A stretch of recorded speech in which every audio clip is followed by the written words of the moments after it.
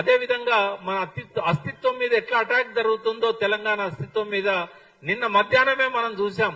లోకసభ సాక్షిగా 542 మంది ఎంపీల సాక్షిగా ఆ తేజస్వి సూర్య అనే బీజేపీ ఎంపీ పాకిస్తాన్ తో పోల్చినప్పుడు, పాకిస్తాన్ విభజనతోని ఆంధ్ర రాష్ట్ర తెలంగాణ విభజనను పోల్చినప్పుడు ఒక్క గొంతు పెగలలేదు.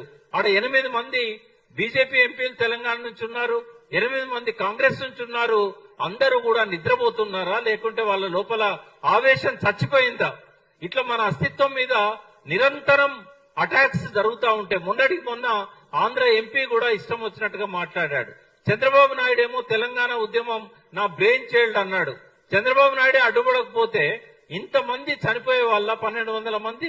ఈ పాపాలన్నిటికీ బాధ్యత వహించాల్సిన చంద్రబాబు నాయుడు తెలంగాణ నా బ్రెయిన్ చైల్డ్ అంటే కూడా తెలంగాణ సమాజంలో స్పందన లేదు.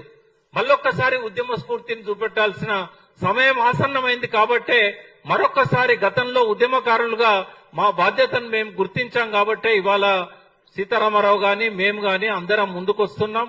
మీరు కూడా జర్నలిస్టులు తెలంగాణ ఉద్యమంలో గొప్ప పాత్ర నిర్వహించారు.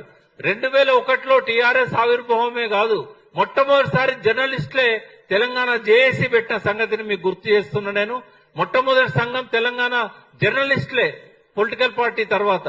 కాబట్టి ఈ ఉద్యమంలో కూడా మీరు మాలో భాగం కావాలి, మాకు మార్గదర్శకులు కావాలని కోరుతూ శ్రీధర్ దేశపాండే గారిని మాట్లాడమని కోరుతూ